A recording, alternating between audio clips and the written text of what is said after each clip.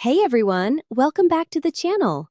I'm your host Lily, and oh my gosh, I'm so happy you're here today listening. Before we jump into today's episode, if you're enjoying what we're doing here, please make sure to hit that subscribe button so you never miss an episode we release every single week for you guys. Also, if this episode resonates with you, please share it with someone in your life who you think would benefit from hearing it. Because your shares are what help us grow this community, and honestly, that means the world to me. And hey, if you want to leave a review or a comment, I read every single one, and I appreciate each and every one of you who takes the time to do that. All right, let's get into today's topic because it's something I'm genuinely passionate about discussing with all of you. The problem we all face. So let me start with this question. How many of you have ever been in a conversation, maybe at a work meeting or with someone you really wanted to impress, and you just started talking, and talking, and talking, and then suddenly you realize you've completely lost the plot? Like you have no idea where you even started. The other person is just staring at you with this look on their face, and you're thinking to yourself, what did I just say? Where was I even going with this? Yeah. That's what we're talking about today. That feeling of losing control in the middle of speaking is something that happens to literally so many people that I work with. And honestly, something that used to happen to me constantly. I used to be absolutely terrible at this. Like, I would start a sentence with one idea, and by the time I finished speaking, I had covered 5 different topics, confused the listener, and left myself feeling completely frustrated because I knew what I wanted to say, but it just didn't come out the right way. The worst part? It made me feel insecure about myself as a communicator, which then made me avoid situations where I had to speak, which obviously just made the problem worse over time. But here's the thing I discovered through years of working with different professionals, different groups, and different audiences. This isn't actually a problem with your intelligence, and it's not a problem with your ability to think clearly. The issue is that nobody actually teaches us how to structure our thoughts before we speak. We're just kind of left to figure it out on our own, which is honestly kind of wild when you think about it. What I realized is that there are 3 core principles that, when you master them, completely transform the way you communicate. I call them the 3 foundations: awareness, preparation, and strategy. And in this episode, I'm going to break down each one for you in a way that you can actually implement immediately in your daily conversations and professional interactions. Foundation 1, awareness, the mental shift. All right, so let's talk about the first foundation, awareness. And this is specifically about awareness of where your mental energy is actually focused when you're speaking. Now, I want you to think about this for a second. When you're in a situation where you're about to speak, maybe you're giving a presentation, or you're in a meeting, or even just talking to someone you want to impress, where is your attention? For most people, their attention is actually on themselves. They're thinking things like, what do they think of me right now? Do I sound smart? Am I saying this right? Do they like me? How do I look? Is my voice okay? Am I speaking too fast? These are all internal, self-focused questions. And here's the thing about the human brain. Wherever you direct your attention, that's where your mental energy goes. So if you're spending all of your mental energy focusing on yourself, on how you're being perceived, on what the other person thinks of you, then you're essentially wasting the processing power you need to actually craft clear, coherent thoughts. It's like trying to download 2 huge files at the same time on your internet. One of them is going to slow down significantly. In this case, both of them suffer. Here's what I discovered works so much better. Flip your focus entirely. Instead of thinking about yourself, start thinking about the other person. Or, if you're speaking to a group, think about the audience as a whole. What do they need from you? What are they hoping to learn? What problem are they trying to solve? What would actually be valuable for them to take away from this conversation? The moment you make that mental shift, something magical happens, because now you're directing all of your mental energy toward them instead of toward yourself, which means you have less mental capacity to worry about what they think of you, which means you automatically become less self-conscious, which means you automatically become less nervous. It's this beautiful cascade effect that happens when you shift your focus outward. I remember when I first realized this, I was preparing for a really important presentation, and I was literally obsessing over everything. I kept thinking, they're going to see me mess up. They're going to judge me. They're not going to like my presentation style. And I was so inside my own head that I wasn't even focusing on what I was actually trying to communicate to them. Then someone gave me this advice. Stop thinking about how you look and start thinking about what they need. So I rewrote my entire presentation with them in mind. I asked myself, what do these people actually want to understand? What are they struggling with? What will make this valuable for them? And you know what happened? I walked on stage feeling so much calmer because I wasn't thinking about me anymore. I was thinking about them. And the presentation flowed so much more naturally because my brain wasn't split between two different tasks. This is such a game changer because it's not something you have to practice 1,000 times. It's literally just a mental switch that you make before you speak. Ask yourself, who am I talking to? What do they need? And then focus all your energy on delivering that to them. That's Foundation 1. Foundation 2. Preparation. The practice principle. Now let's move into Foundation 2, which is preparation. This is where a lot of people think they're doing the right thing, but they're actually making a critical mistake. I call this the low-effort rehearsal trap, and it happens to so many professionals. Here's how it usually goes. You've got something you need to present or a speech you need to give. So you sit down at home, maybe you're in comfortable clothes, and you kind of half read through your notes. Maybe you glance in the mirror for like 30 seconds, and you think, okay, I got this, I'm prepared. But then you get to the actual moment where you need to deliver it, and suddenly it all falls apart. You freeze up, your mind goes blank, or you start rambling because you never actually locked the information into your brain. The problem is that low levels of effort during practice lead to low levels of retention in your memory. It's just how the brain works. Your brain needs challenge and energy to encode information properly. So when you're casually glancing at your notes, your brain isn't really locking anything in. It's just kind of letting it wash over you. Here's what actually works. You need to practice with high effort and high energy. And I know that sounds exhausting, but hear me out because it's not as bad as it sounds. What this means is that when you're practicing, even if you're alone at home, you need to practice like you mean it. You need to practice with the same energy and intention that you would use in the actual moment. So instead of quietly reading through your material, you get up, you stand up if you can, you use your voice, you use your hands, you move around, and you practice with energy. Because when you do that, two things happen. First, you activate your muscle memory. Your body starts to remember the patterns and the rhythm of what you're saying. Second, it becomes cognitively embedded in your brain. You're not just reading words, you're actually encoding the information into your memory system. I had this client who was terrified of forgetting her speech. She would do this weird thing where she would just kind of whisper through her speech while sitting at her desk, and then she would get to the actual moment and completely blank. So I had her change her approach. I told her to practice out loud, standing up, with energy, as if she was actually delivering it to an audience.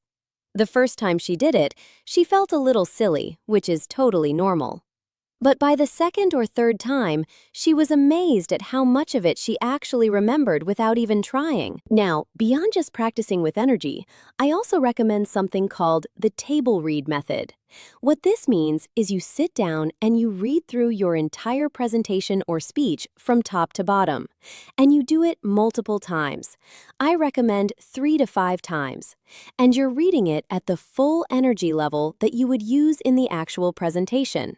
You're not speed reading, You're reading at a natural pace with all the emphasis and emotion that belongs in the material. Here's why this works so well. When you do table reads, you're doing two things simultaneously. You're engaging your voice and your breath and your rhythm, which helps encode it in your body. And you're also engaging your mind in following the logical flow of the entire piece from beginning to end. So it's becoming embedded not just in your brain, but in your whole system. It's this embodied memory that's so much more reliable than just intellectual memory. After you've done your table reads, then you convert your full script into dot points. Not full sentences, just key phrases and ideas.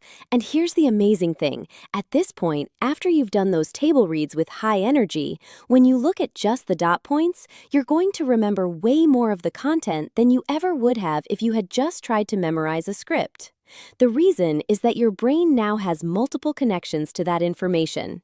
It has the connection through your voice, through your body, through the logical flow, and through the visual dots on the page.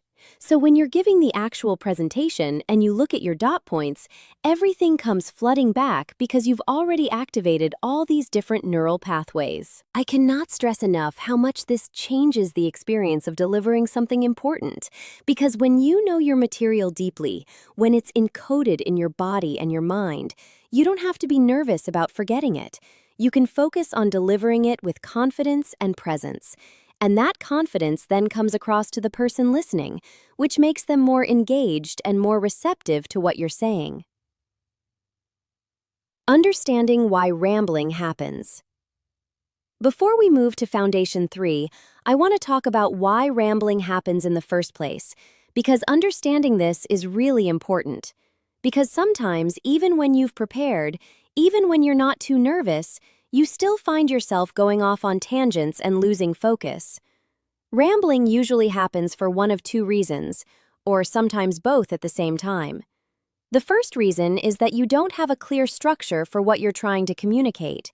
You know you want to say something, and you know generally what direction you want to go, but you haven't actually mapped out the specific path. So your brain is kind of wandering through all the different things you know about that topic, trying to figure out which ones are relevant and which ones aren't.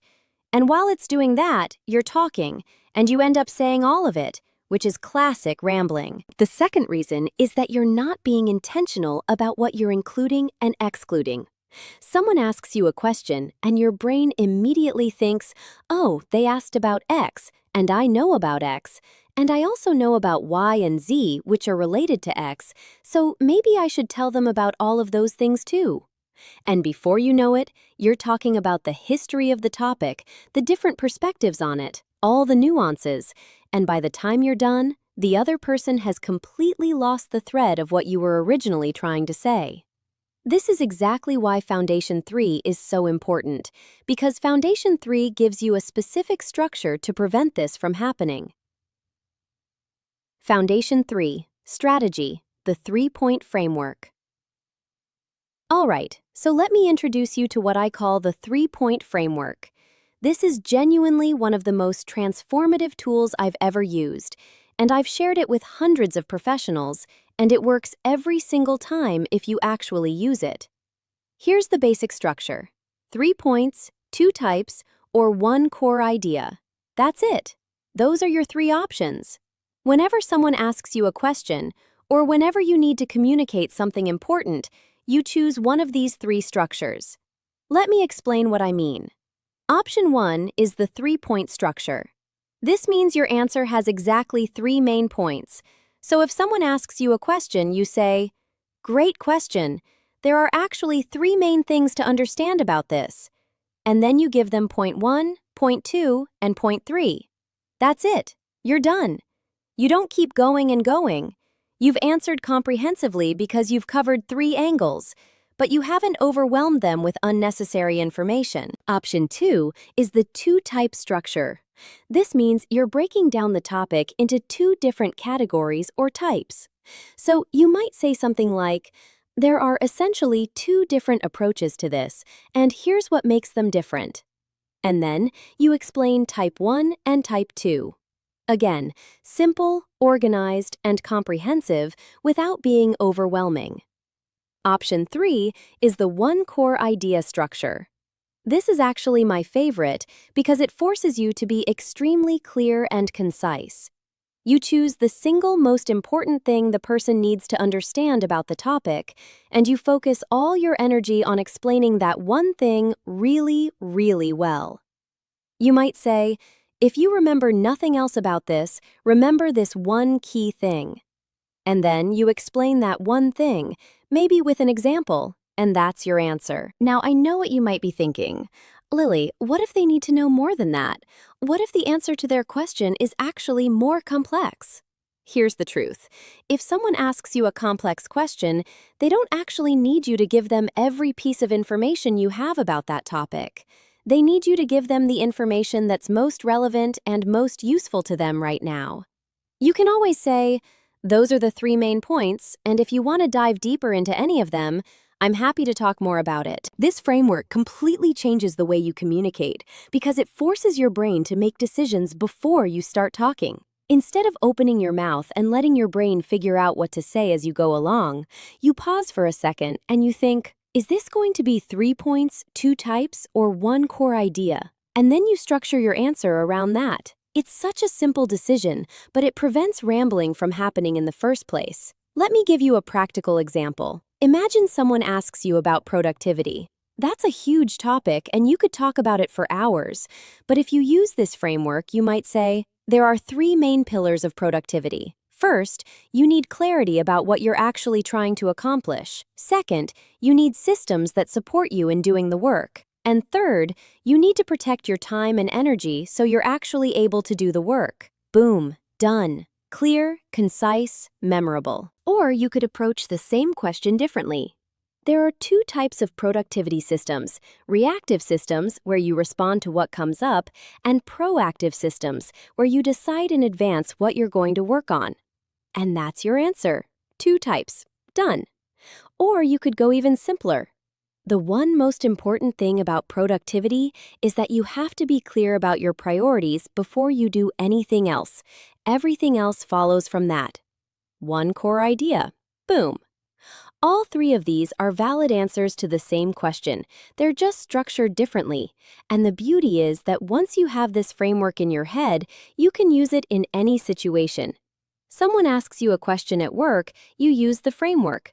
Someone asks you about your weekend, you use the framework. Someone asks you to explain something, you use the framework.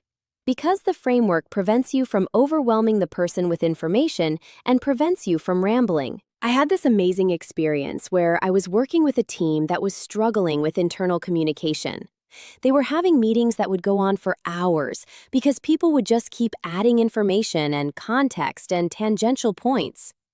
I introduced them to this 3-point framework, and within 2 weeks, their meetings were cut in half in length, but they were actually more effective because the information was more organized and more digestible. One person on the team told me that after learning this framework, she felt like she could finally think clearly when she was speaking. Because the framework gave her brain something to structure around. Instead of her brain being this chaotic mess of information, it had a container, it had a shape, and that made everything so much easier. Bringing it all together. So let me bring all 3 foundations together for you, because when you combine them, they're incredibly powerful. Foundation 1 is about where you focus your mental energy. Focus on your audience, not on yourself. That takes away the nervousness and the self-consciousness. Foundation 2 is about how you prepare. Prepare with high effort and energy, so the information actually locks into your brain and your body. And Foundation 3 is about how you structure your thoughts. Use the 3-point framework to organize your information in a clear and digestible way. When you combine all 3 of these, something really beautiful happens. You show up to a conversation or a presentation feeling calm because you're focused on the other person, not on yourself. You know your material deeply because you've prepared it properly, so you're confident. And you have a framework for organizing your thoughts so you don't ramble or lose the thread. Those 3 things together create the conditions for clear, concise, coherent communication. And here's the thing, this isn't something that takes months to master. You can start implementing these today. You can make the mental shift to focus on your audience right now. You can change how you practice next time you need to prepare something, and you can use the 3-point framework in your very next conversation. I had a client who used this exact combination for an important client presentation. She used Foundation 1 to shift her mindset before the meeting. Instead of thinking about being judged, she thought about what value she could provide to the client. She used Foundation 2 to prepare by doing table reads with high energy. And she used Foundation 3 to structure her pitch using the 3-point framework. She walked into that meeting calm and confident. She delivered her material clearly, and she got the deal. And afterwards, the client told her, "That was the clearest pitch I've heard in a long time." That's what becomes possible when you master these foundations. Common mistakes to avoid. Now, I want to talk about some common mistakes that people make when they're trying to improve their communication, because I've made all of these myself, and I see them all the time in my work with clients. The first mistake is trying to memorize your content word for word. People often think that if they memorize everything, they'll be less likely to ramble or forget what they're saying. But actually, it's the opposite. When you memorize word for word, your brain becomes very rigid. And if you mess up a word or forget a line, your whole system kind of crashes because you're trying to recall the exact words. Whereas if you use the table read method and then move to dot points, your brain has flexibility. You know the content deeply, but you can express it in slightly different ways depending on the moment. The second mistake is practicing in your head instead of out loud. So many people think they can prepare by reading through something and thinking about how they would say it. But your brain is very different when you're thinking about something versus when you're actually saying it out loud. When you practice out loud, you're using different parts of your brain. You're using your voice, your breath, your body language. So you have to practice out loud for the muscle memory to actually develop. The third mistake is trying to cover too much information. People often think that if they're knowledgeable about a topic, they should share everything they know about it. But that's actually the path to rambling. The most effective communicators are the ones who are very selective about what information they include. They have a lot of knowledge, but they're strategic about what they share in any given moment. The fourth mistake is not having a clear endpoint in mind. When you start talking without knowing where you're going to end, you just keep going and going. But when you know exactly what point you're trying to make, when you've decided in advance using the 3-point framework, you know exactly when you've said enough. You know when you're done. Practical exercises you can do right now. All right, I want to give you some practical exercises that you can do starting today to start implementing these foundations. These aren't complicated, they're very practical and actionable. Exercise 1. The audience focus practice. Pick a topic that you talk about regularly, and for the next week, every time you talk about it, focus entirely on the other person. Don't think about what they're thinking of you. Think about what they need to understand. Notice how different your communication feels when you do that. I bet you'll be amazed at how much clearer you come across. Exercise 2. The high energy practice. Pick something you need to prepare for, and instead of your usual low-key practice, do 3 table reads with high energy. Stand up, use your voice, really embody the material. Then convert it to dot points.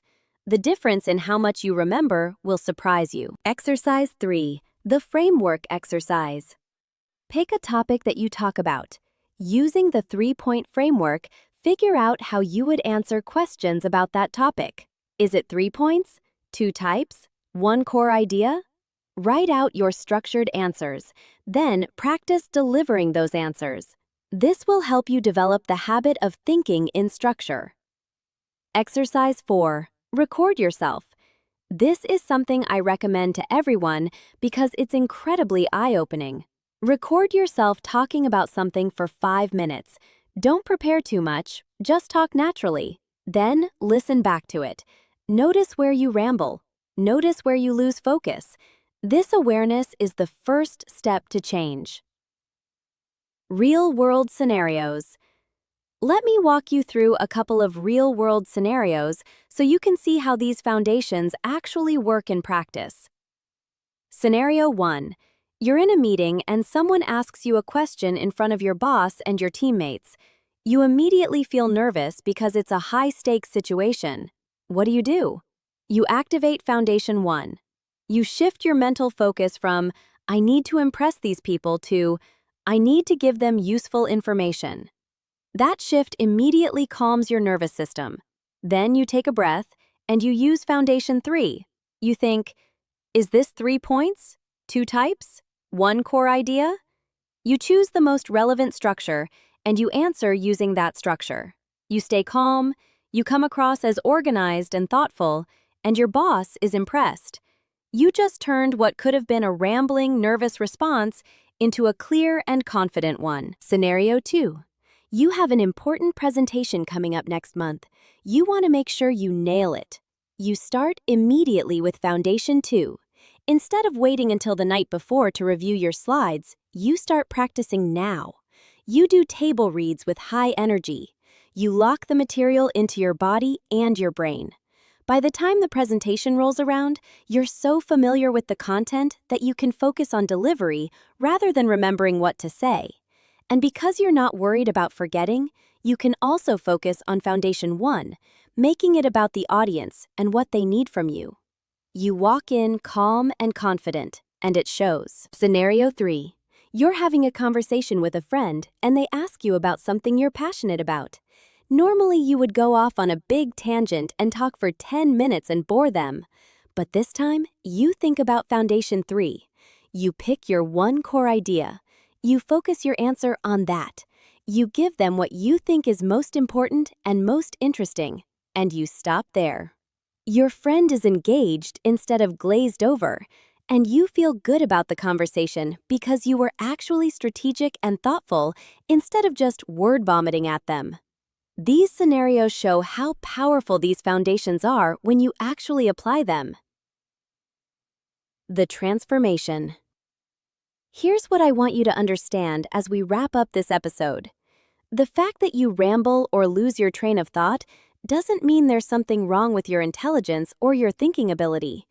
It means you haven't learned the specific techniques for translating your thoughts into spoken words, a structured way. And that's actually really good news because techniques can be learned. Techniques can be practiced. You're not stuck with this forever. I've worked with hundreds of people who came to me feeling frustrated about their communication. They felt like they were intelligent, but they couldn't express themselves clearly. And every single time, it wasn't about them becoming smarter. It was about them learning these 3 foundations: shifting their focus, preparing properly, and using a framework to structure their thoughts. And you know what the coolest part is?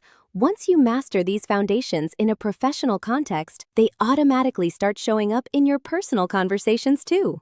You start communicating more clearly in your relationships. You have better conversations with friends and family. You feel more confident in group settings because you fundamentally changed the way you think about communication. This is a skill that pays dividends in every single area of your life. Your career, your relationships, your self-confidence, your ability to influence others, your ability to inspire people. All of it improves when you improve how you communicate. Deepening your knowledge. Now, if you're really interested in going even deeper with this topic, I have something special for you. I've created a deeper training resource that goes way beyond what we've covered in this episode. It's a comprehensive guide that walks you through each of these foundations in detail, with exercises, examples, and a step-by-step process for implementing them in your life. If you want access to that resource, all the links will be in the description of this podcast. You can grab it, work through it at your own pace, and really dive deep into transforming your communication. I've had people tell me that going through that training was genuinely life-changing for their confidence and their career, and I'd love for that to be your experience too. Before I let you go, I want to remind you of the 3 foundations one more time, because these are the pillars of becoming a clear, concise, coherent communicator. Foundation 1. Shift your mental focus from yourself to your audience. That takes away nervousness and self-consciousness. Foundation 2. Prepare your material with high energy and effort using table reads, which locks it into your body and your mind. And Foundation 3. Use the 3-point framework to structure your thoughts so you never ramble or lose the thread again. These 3 things, when you combine them, are absolutely transformative. And you can start today. Before you go, I really do want to ask you to do 2 things. First, if this episode resonated with you, if you found value in what we talked about today, please subscribe to this podcast. Your subscription helps us reach more people and keeps us creating content that actually helps you improve your life.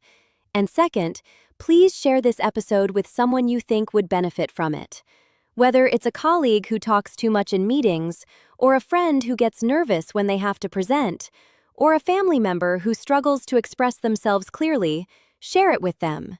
Because communication is such a fundamental skill, and there are so many people who would benefit from these frameworks. I'm going to be back next week with another episode that's going to help you in some area of your life, and I really hope to see you then.